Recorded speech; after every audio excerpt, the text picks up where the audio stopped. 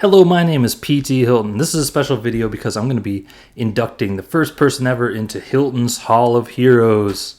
Insert your own triumphant music here. Hylton's Hall of Heroes is a new video series that I'm going to be doing monthly. I always say I'm going to be doing my video series monthly, don't I? Each month I'm going to take one of my literary heroes and talk about why I love to read them and also how they inspire me as a writer.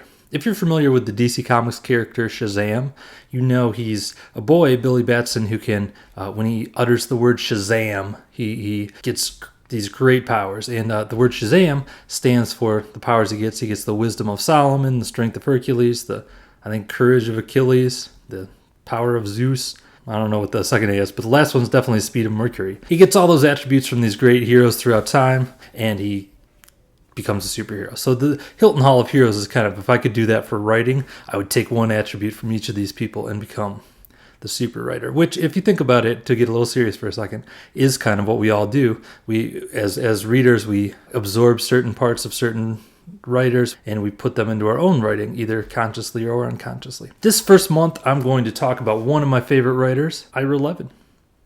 You may or may not be familiar with the name Ira Levin, but I'm willing to bet that you know some of his work. He wrote A Kiss Before Dying, which I just held up, Rosemary's Baby, This Perfect Day, The Stepford Wives, The Boys from Brazil, Sliver, and Son of Rosemary. Those are 2, 4, 6, 7 books he wrote. Not super prolific. I mean, that's a lot of books, but when you consider he wrote those between 1953 and 1997, his first book, A Kiss Before Dying, came out in 53, and Rosemary's Baby, his second, didn't come out until 14 years later in 1967. But one of the things that inspires me about him just as a person, really, is that he was very much a Renaissance man. He was writing these awesome novels, but at the same time, he was a songwriter, he was a playwright. He wrote play Death Trap, which is the longest-running mystery thriller on Broadway, I believe. Sold that record for a long time. So as a guy who likes to do different things, like videos, like writing books, like writing songs, that definitely inspires me. Let's talk about what I love about Ira Levin. I was introduced to Ira Levin, I believe,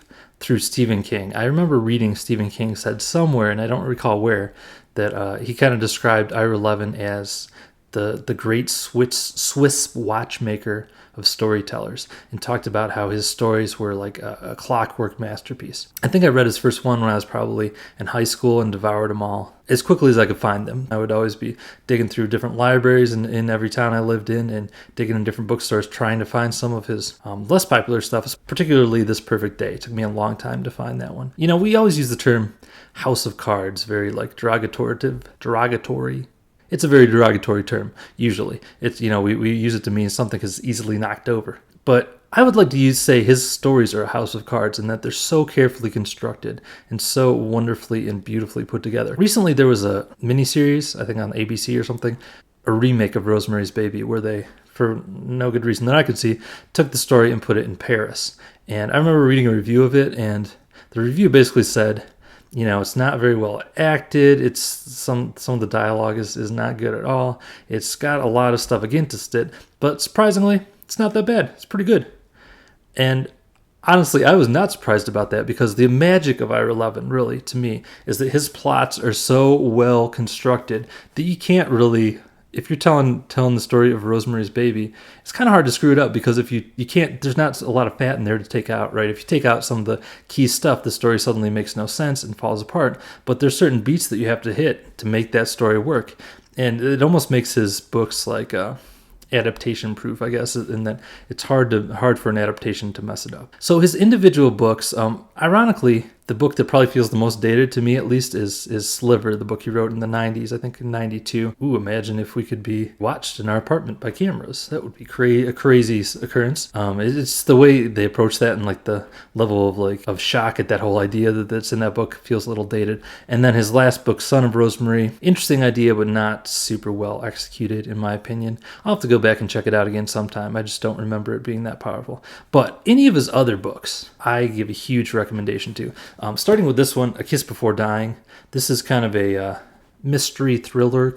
One thing about Ira Levin is you really want to go into his books knowing as little as possible. Someone like M. Night Shyamalan, who's known for the twist endings, Ira Levin has just twist upon twist throughout the story, and that's part of what makes his plots so dynamic and makes it all work. So I'm not going to say too much about any of his books, to be honest with you, but man, one great thing that makes that book hold a special place in my heart is it's a book that both me and my wife not only like but love. And we're both big readers, but our reading tastes don't always overlap. But when our tastes do overlap, like with A Kiss Before Dying, it's really, really fun. Just about anybody would love that book. Rosemary's Baby, Stepford Wives, Boys from Brazil, This Perfect Day, and if you add in A Kiss Before Dying, so those were his first 5 books in a row. I think it's hard to find any author that has a stronger streak of 5 straight books. All hits, no misses. In his books, what they all kind of have in common, even though you could say some are crime novels, some are horror, some are sci-fi, some are kind of espionage. Even though they're all different, on the surface, different genres, they all really deal with the same theme, which is this thing that you love, that you trust.